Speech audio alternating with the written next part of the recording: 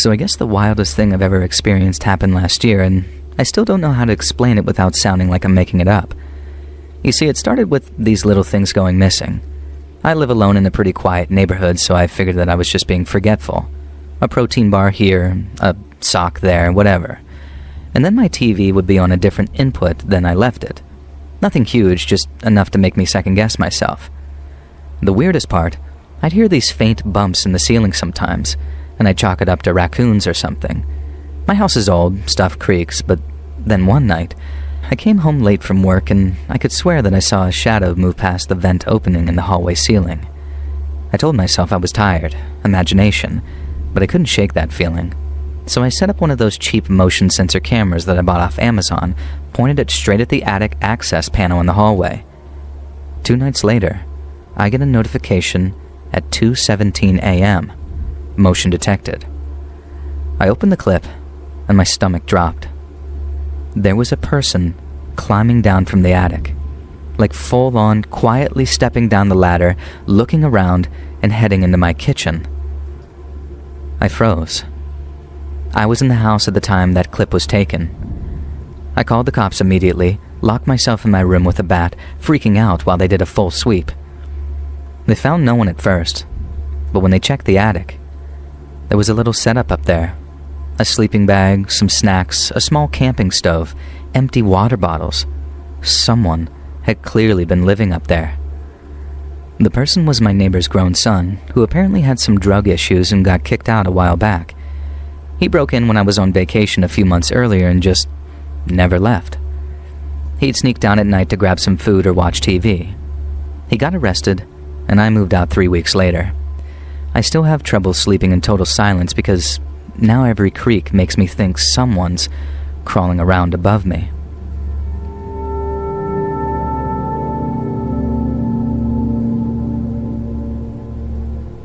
It was mid-March. My friends and I were in our early 20s and really into backpacking, hiking, camping, etc. Living in the Pacific Northwest, we were definitely in the right area to satiate our cravings for the outdoors. We wanted to go on a weekend camping trip, so earlier in the week, we went out scouting for an area to camp. After we drove a ways out of town, we found a rural road that looked pretty promising. A few miles down the road, we came to an intersection. We could continue straight where the paved road turned to gravel, turn left to be near a creek about 20 feet from the road, or turn right onto what looked like a little used, mostly grass-covered road.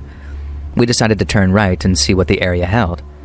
The grassy road followed a gentle left curve for about 100 yards and then opened up to a small roundabout with a flat, campground-looking area to the right of it. The site looked like it had been used plenty of times, but there was a lot of untouched grass on the road and a flat area, so we assumed no one had been there in a while. We liked the spot, but it was a little close to the road for us, so we decided to get out and have a look around. Shortly into our inspection, we found a trail that went deeper into the woods. We hiked up it for a quarter mile or so and really liked the way it looked. It was rural enough that we could really feel like we were in the outdoors, and there was no pesky cell reception to distract us from Mother Nature. After deciding this would be our spot for the upcoming weekend, we packed up and headed home. Once we got back to cell service, one of us used Google Maps to make sure our prospective campsite wasn't on anyone's property. To our relief, we were in the clear for several miles around the area. We decided that since we were able to get Friday off work, we would pack up Thursday after getting home and head out that night to squeeze the most out of our trip.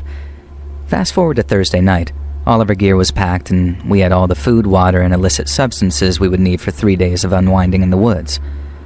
As we pulled up the familiar grassy road and came around the bend, we saw the reflection of our headlights glaring back at us from the darkness, like the eyes of a large demon, angry that we'd intruded on its slumber.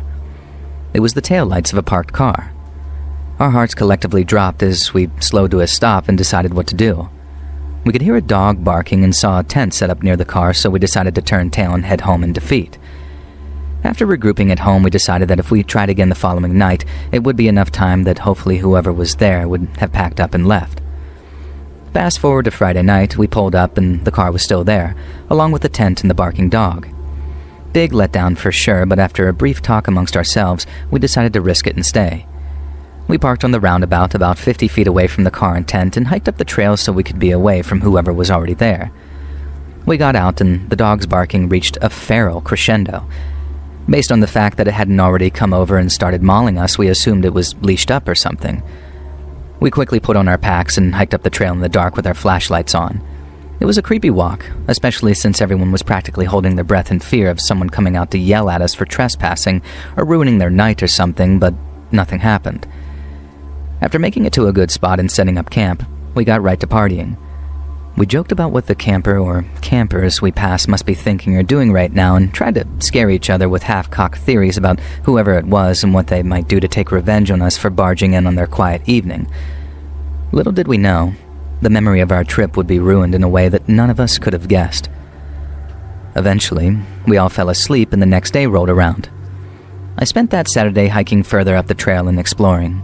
Nothing major happened, and we ended the night much the same way that we did the previous one. Sunday is when the story takes a turn. Everyone was tired, hungover, and pretty much ready to go back to civilization, so we started hiking back to the car. When we got there, we all noticed a complete shift in the atmosphere. I can only describe the scene as eerie. It felt like all the life had been sucked out of the wilderness. For the first time since arriving, the woods were completely silent. The car was still there and so was the tent, but we didn't hear the dog barking anymore. Being daylight now, we could see more of the encampment. It was unusual, to say the least. The car was up on the type of little ramps people use for working on their vehicles. The tent was open, and there was a plastic fold-up picnic table set up next to the car with all kinds of things on it. Motor oil, transmission fluid, automotive tools, a gallon of milk with the lid off, paper plates, miscellaneous food items, etc. And it looked like someone was working on their car in the middle of the woods and stopped to prepare a meal, only to seemingly vanish into thin air. Curiosity took over better judgment, and we decided to have a look. Walking cautiously through the campsite, we looked for any clues about why the person, or people, could have left in such a hurry. And my mind immediately went to the missing 411 cases. One of my friends pointed out that the windows of the vehicle were heavily fogged up, so we tried our best to peer inside.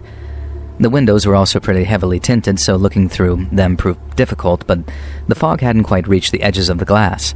This made it possible to just barely see the silhouette of a large dog in the back seat. It sat there upright and panting hard, but not moving or making any other noise. And my heart sank. It was Sunday morning, and for all I knew, that dog had been trapped in this car since Thursday night when we first arrived.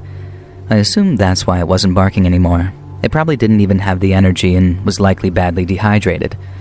We debated what to do and decided trying to break a window or open a door to let the dog out was a bad idea, since it could be violent or hurt itself on the broken glass trying to get out itself.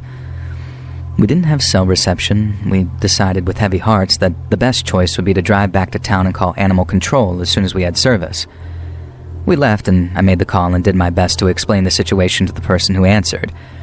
He told me he would head out to the area in a few hours and update me on how it went, and I thanked him, and that was the end of the call.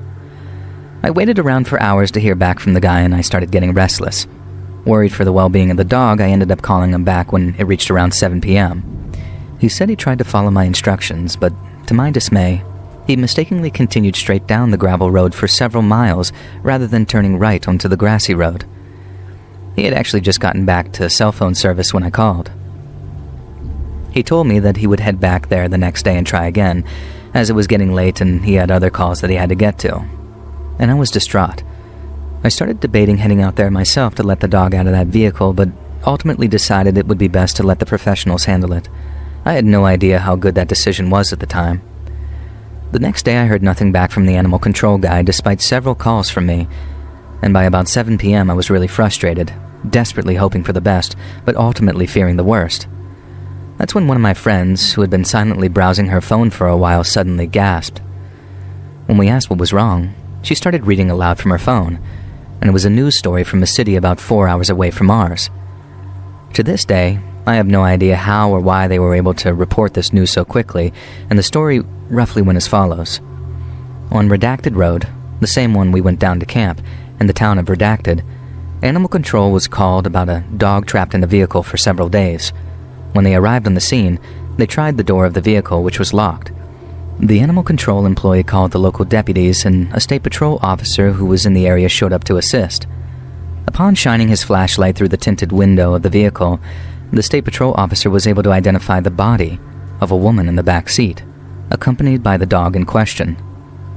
When the local deputies arrived, they were able to open the vehicle and help animal control capture the dog, a pit bull who was very aggressive upon the door being opened. The woman, identified as redacted, was deceased. Cause of death at this time is unknown. We all sat in silence for about, I kid you not, maybe 10 seconds, and then my phone rang, showing a private number. I answered, and a female voice said, "Hello, this is Detective Redacted. Is this Mr. Redacted?" To which I answered by saying, "Yes, may I ask what this is about?" Or something along those lines, and she asked if I was the person who called in the dog trapped in the car, and I told her that I was. She asked me to explain what had happened, and I told her everything from the Thursday night we went up there until our present phone call, minus the bit about us just having to read the news story.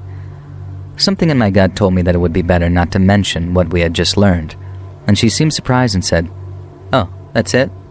To which I replied, yes, that was all. And as an afterthought, I asked how the dog was doing, and she said it was alive and in the hands of animal control, and I then asked if she needed anything else from me, and she said no, but that I would hear from her if anything else came up. The call ended, and we all started talking at once, asking each other if anyone had touched the vehicle or anything at the campsite, and to our relief, it appeared none of us had. We couldn't help but imagine what would happen had we broken a window to rescue that poor dog. The next day I called the animal control guy and introduced myself and apologized for his experiences after explaining that we saw a news story about what we had found. I asked him what would become of the dog, and he told me it was going to the Humane Society and that they were going to try to rehabilitate it. Apparently it had been trapped in that vehicle so long that it started eating the person who was in there with it. I asked if I could come visit the dog, and he said that right now the dog was technically evidence related to the case and that I couldn't see it, but he would let me know if anything changed. Eventually, we got word about the coroner's report. The woman was transient, a mother with an ex-husband and a 9-year-old son. She died from a drug overdose. Time of death was recorded to have happened at approximately midnight of the very same Thursday that we first went to the campsite and saw our car. After all this time, I Googled the old news story about what had happened just to refresh my memory on the details, and what I found really took me by surprise. According to several other news stories that came up in my search results, stretching back to at least as early as 16 years before our event took place and up until the current year of 2025, there had been a surprising number of mysterious deaths that occur on that specific road that we found. We haven't been back to that neck of the woods since, and probably never will.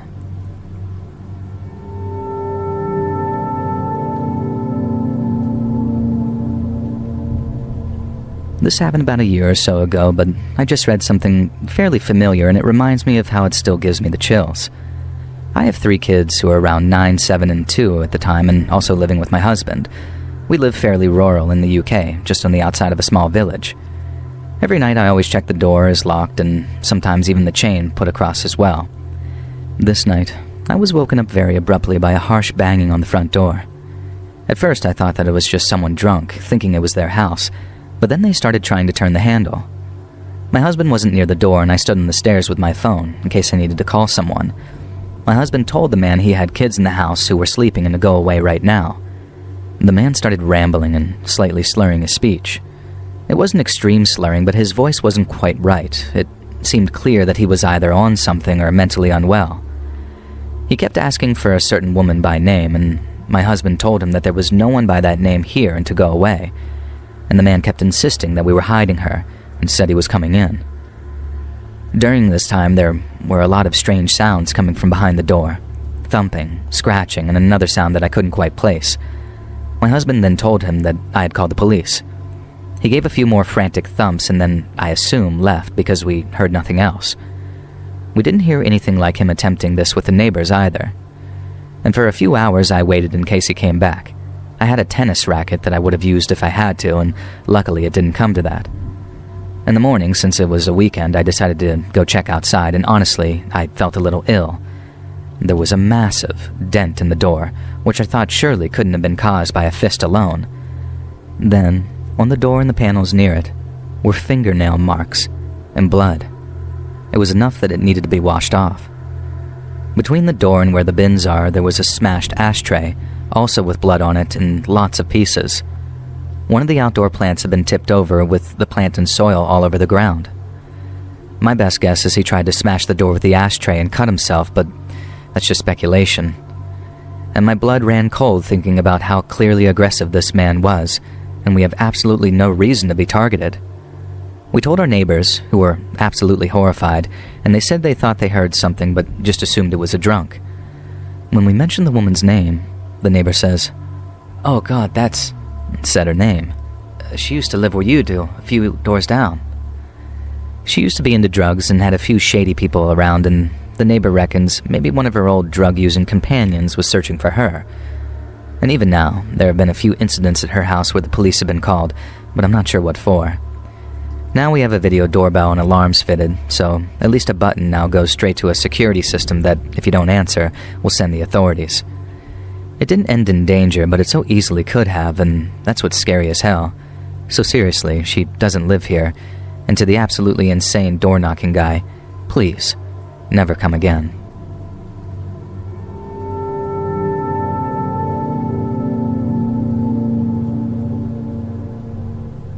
This happened a few years ago, and I never told anyone about it.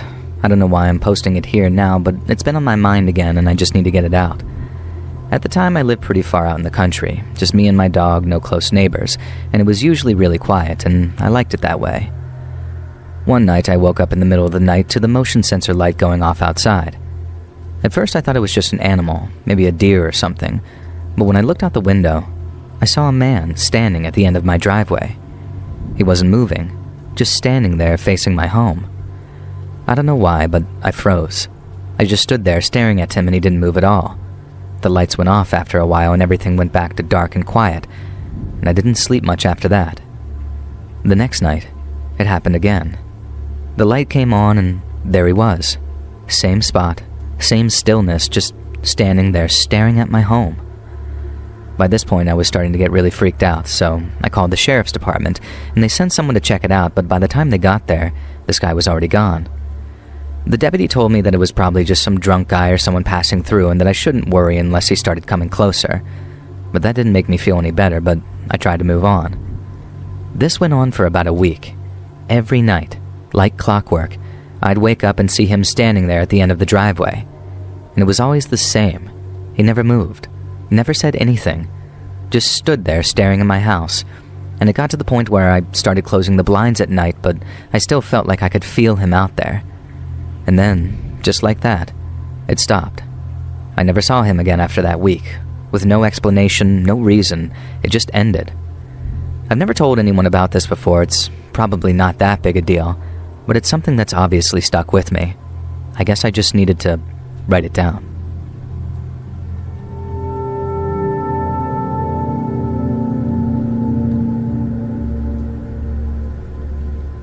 Even though this happened almost 10 years ago, I've never been able to get it out of my head, so I thought I'd post here. I was about 11 or 12 years old, living in an apartment with my mom. Right across from my apartment was a very creepy neighbor.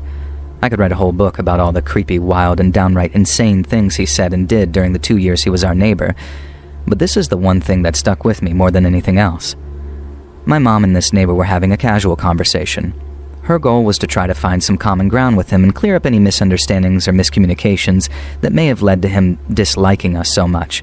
He had a pretty blatant feeling of disdain towards us, I guess. But evidently, something went wrong during the conversation because my mom suddenly came stomping into our apartment, loudly shutting the door and locking it. She was visibly upset and shaken, so I asked her what was wrong. Her voice was trembling, and she said the neighbor had said this, completely unprompted. "You know, if I were you, I'd keep your daughter away from guys like me." Now, while I'll never know exactly what he meant by that, my mind definitely had plenty of ideas as to what that meant. At the very least, it felt like a thinly veiled threat, and the worst part was that I was often home alone, since I did online school when my mom was at work. And from that point on, I never felt safe being home alone. My imagination ran wild thinking about what he might end up doing to me while I was home alone. Now, I never thought that I'd say something like this, and I feel a little guilty about it, but thankfully, he ended up dying before he ever followed through on his creepy comment. Now also, before anyone asked, my mom only told me what he said because she wanted to warn me to stay away from him and to never, ever leave the door unlocked.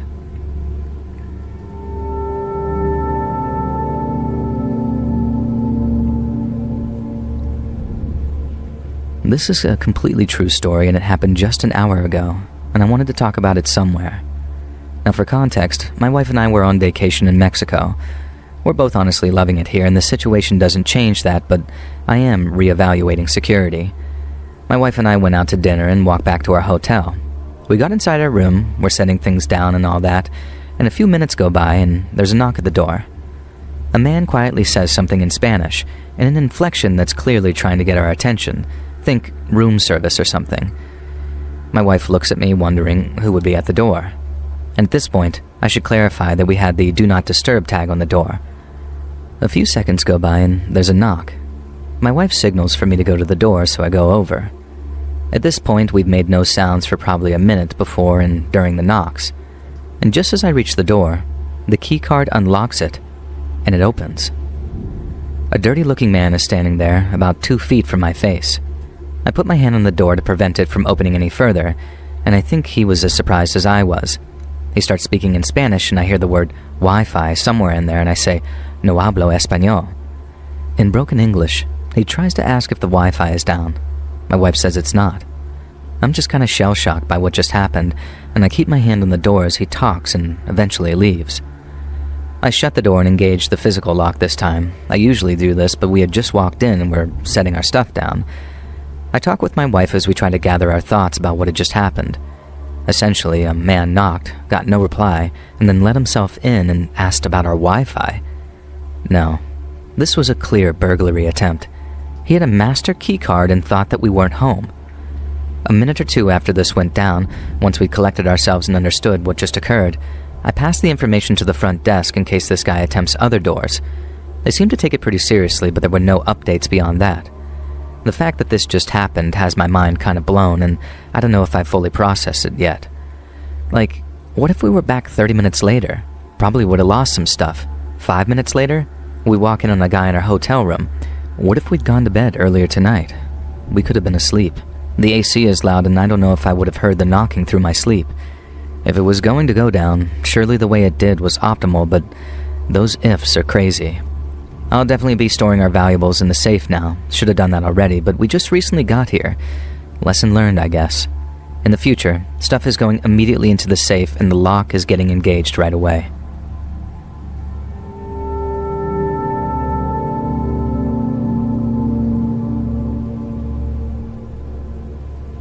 It was just past midnight and my wife and I were in bed.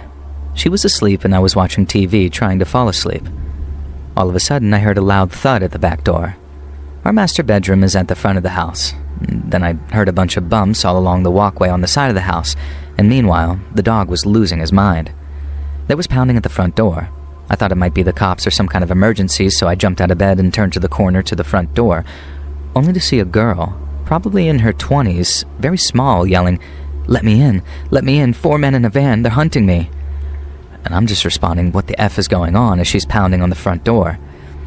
I looked around and didn't see anyone. I told her as much, but then my wife rounded the corner and said to let her in. The girl ran in with no shoes on, wearing muddied pajama pants. I told her to sit down and said that I'd check things out. As I was putting on pants, she starts yelling, "They're right here, 4 men. They want to murder me. There's one aiming at me. They want to kill me." But there was no one. She started running around our house, jumped on our bed and slammed our window shut, and then ran into the guest room, then the bathtub, and then the laundry room. At that point, I was losing my patience, so I told her, "Go to the couch and sit down. There's no one out there. If you live 2 blocks away, I'll drive you." And that was a big mistake. At this point, I realized that she was unhinged and probably experiencing some kind of neurological episode. I just wanted her out of the house, so I got the car while my wife brought her outside. I checked the mirrors, totally empty streets. The girl started saying that they were crawling on my car, and I assured her that they weren't and asked for her address. 16th Avenue and 15th Street, she said. I told her that didn't exist in this neighborhood. She screamed and said they were coming. We hadn't even left yet. I told her again no one was out there. I asked her for directions if it was close, and I followed the rough 2 blocks that way she mentioned earlier. She started spitting out wrong addresses, and everywhere she said it should be, it wasn't. And then she covered it up by saying that she was just trying to lose them, crawling around the back seat and checking out the windows. "They're chasing us on scooters. I can see the gun," she yelled. And she shouted, "Go left, right, left." And of course, No one was there. I hit the brakes, and I turned to her and said, "Sit your butt down and put on a seatbelt." And she protested, so I said that I wasn't driving until she did. And then she pointed to a really nice house and said, "That one's mine." And it occurred to me, maybe I was the one in danger. Maybe she was directing me somewhere to get jumped, so I told her, "I'm not driving you anymore. Where do you actually live, and where can I drop you off?" And she said 7-Eleven, so that's where I went. It was just a couple of doors down from my house, and I told her to stay there and called the cops. I ran back home to see if we had any old shoes that she could take, and I assumed that she had taken some kind of weird drug. 5 cop cars ended up combing the neighborhood for a while, and it was obviously her who had made all that ruckus. I hope she got herself figured out, but I left that to the cops.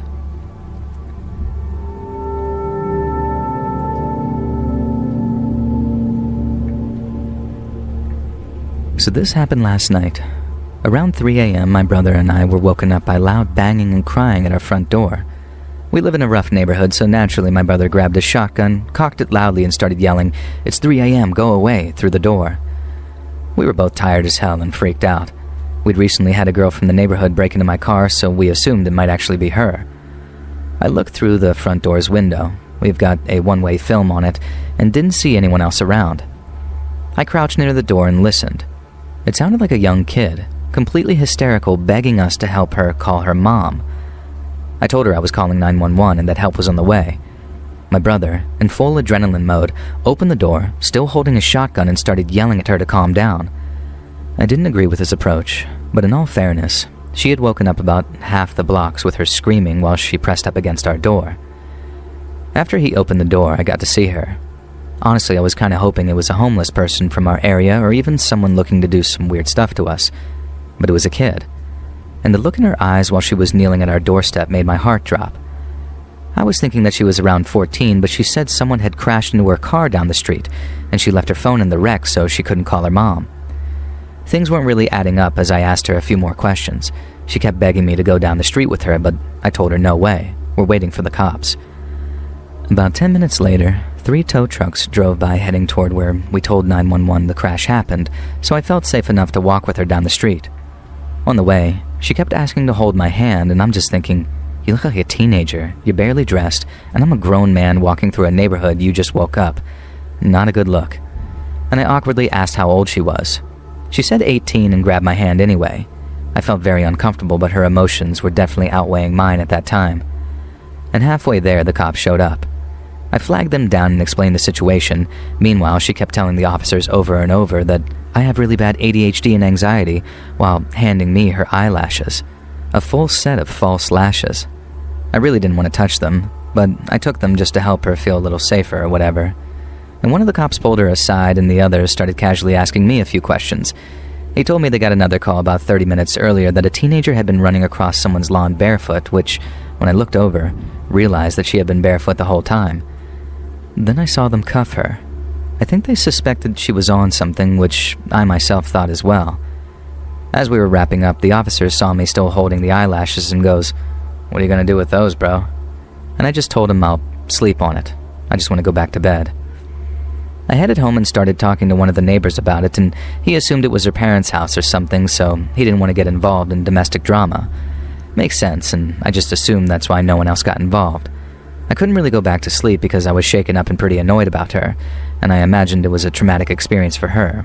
I don't know if this was a justified reaction for her situation, or if she really was on drugs or mentally ill, but I would definitely be praying for her and her family.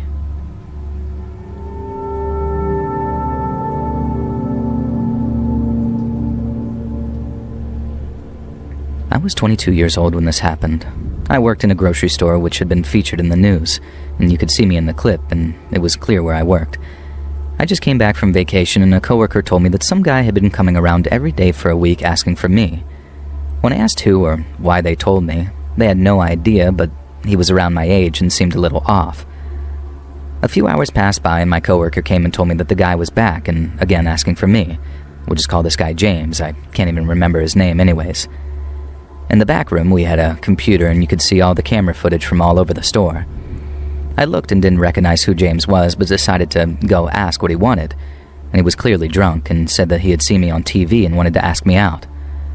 I replied, "I'm sorry, but I'm in a relationship," even though I was single. I said that I needed to get back to work, and he asked me if he should come with me. I was confused and said that I am working, and he then left, but I could see him through the cameras outside the store drinking. A few hours had passed, and he was waiting for me outside, so I had to use another exit when I left. The next day I came to work and saw him waiting for me outside the store. He had this huge smile on his face and walked up to me. He was really shy and didn't say a word until I said hey while passing by to get into the store, and he followed me inside and said that he needed to talk.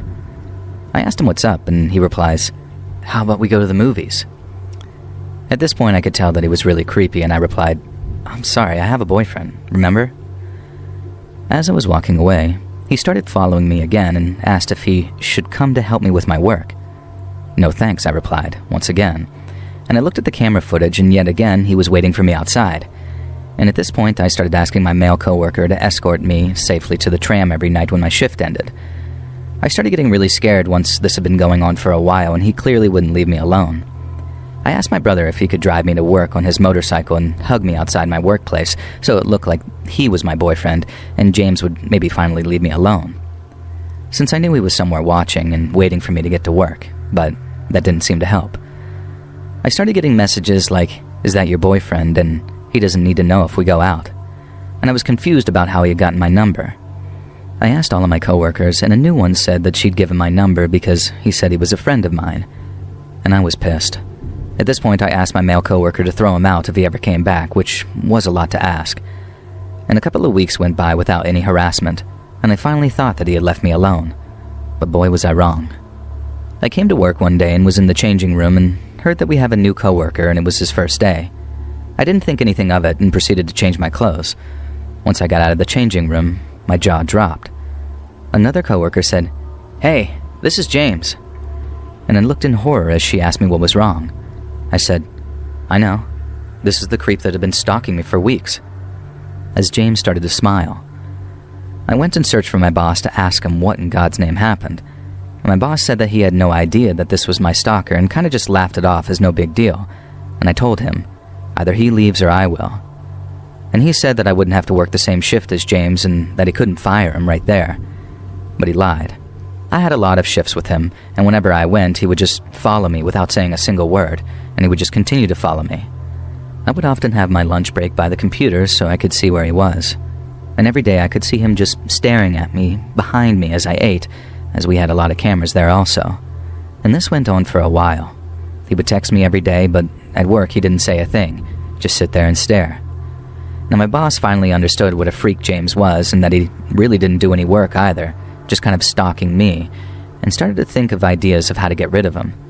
And one time I noticed James was clearly drunk at work, and I finally told my boss. And thankfully that day, he got fired. And this is when the stalking finally stopped.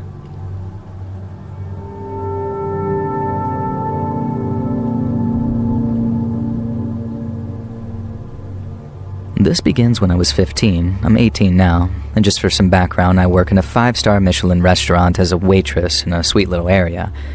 And we usually don't get anyone with bad intentions, usually just snobs. On Easter Sunday of 2022, one of the busiest days of the year, a man who will be known as the Easter Man came looking for a table for one. He was in a 3-piece suit, carrying a carton of chicken eggs. He was seated in my section, so I went over to get his drink and food order.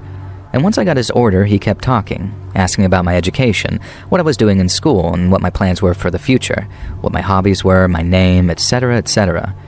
It was just a little too much to be polite, but I let it slide. I was busy, tired, and I didn't want any trouble, and eventually he left for the day, and I thought that was that. And oh, was I wrong. For the next couple of months, he would come in 2 to 3 days every week. He got more confident, attempting to flirt with me, ask me to come out with him after work, etc. However, things just got worse during one shift. I was walking him to his table, and he slid his hands down my back and over my butt. I turned around and somehow politely told him not to touch me and not to push my boundaries, as I was only 15, and he knew that. And I didn't serve him that day. Now a week later, he comes in, and I refused to serve him again. My manager took over his table, yet when everybody was on break and I was the only one on the floor, he came inside. And he knew by this point that it was table service only, and he came up behind me, bringing his hands down my arms. I was shaken up, but politely again told him not to touch me. and I didn't hear from him again until next Easter, 2023. Last Easter, things got worse. He showed up again with his usual shenanigans. However, my managers were prepared this year, not allowing me to go near him and keeping me safe, though this was only useful inside of work. I walk through the town center to get to work. It's about a 25-minute walk from the train station.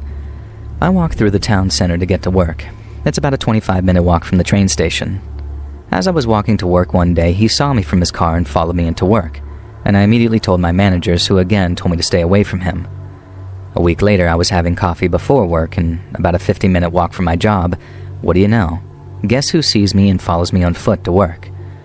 I told my managers again, who kept me away from him again. Yet that day was different. He asked my managers for me, saying he knew I was there because he'd seen me. Now last year, 2024, I took a lot of holidays around Easter time and was off for exams.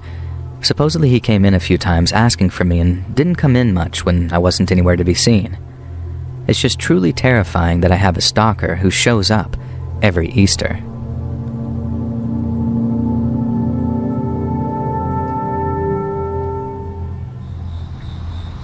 I work at a recently built city parking garage and transit hub. And late at night, it is my job to lock everything up until the morning and patrol the dark building alone with just a radio linked to the local police department. It's a very simple procedure that takes maybe 10 minutes to lock everything up, with 15-minute walkthroughs every hour. At roughly 3 o'clock in the morning, I'm very tired from my 8-hour shift with 4 more hours to go. I drag myself through the security center, fancy talk for a room with a chair and monitors, and begin my ascent through the ramps. I listen to my footsteps echo and realize it seems quieter than usual. I can smell the typical putrid smell of the city, of the fermenting feces in the trash can from the numerous homeless from around the area using the trash bins. We had to lock down the public bathrooms to prevent damage, theft, vandalism, and most importantly deaths from people overdosing in there in the middle of the night. I finally got to the top floor and summoned the elevator. I placed my forehead against the door, feeling the cold air rush up through the elevator shaft as it reached my floor with a satisfying... I stepped, got to the ground floor, and continued back to the office. I fling the door open and I head inside, running for the cold office room and using my magnet fob to unlock the door. The door usually gets hung up a little, so with a swift heel, I slam it shut and I make my way to the desk. The computer that runs the cameras is worthy of being called ancient. I'm pretty sure that they don't even make them anymore. Not to mention the internet that the cameras run off of are so slow that it takes forever to update. And so I sat there with my new favorite pastime, watching myself walk around with a tremendous amount of lag time. And I sat there, watching myself drudge on through the stupidly hot weather. And I laugh at myself as I watch my head land against the cold steel on top floor elevator doors. As the doors open and the light floods the area around me, my blood went ice cold. There was a man standing no more than 6 feet away, just staring at me.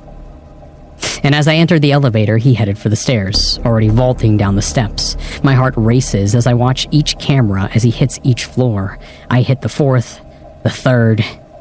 Almost seamlessly, he keeps perfect time with the elevator. My ears begin to boil as I feel all the blood rush to my head. I'm having a hard time breathing. I watch as the elevator doors close and he begins following me again, getting closer and closer after each turn of the corner. I watch as I fling open the door and he catches it, heading in right behind me, my heart pounding in my eardrums. He's inside the building. I keep watching, knowing that I should look away. But I can't find him. And then I see why. I kicked the door shut in his face, which means... As I search the room, I eventually discover that it's just me in there. I radio for a few officers to come in, and they sweep the building, giving me a slap on the wrist for not paying attention, and left.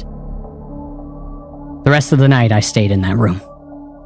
I watched each camera diligently, but never saw him again. Now every time I go to work, I can never shake the feeling that I'm being watched.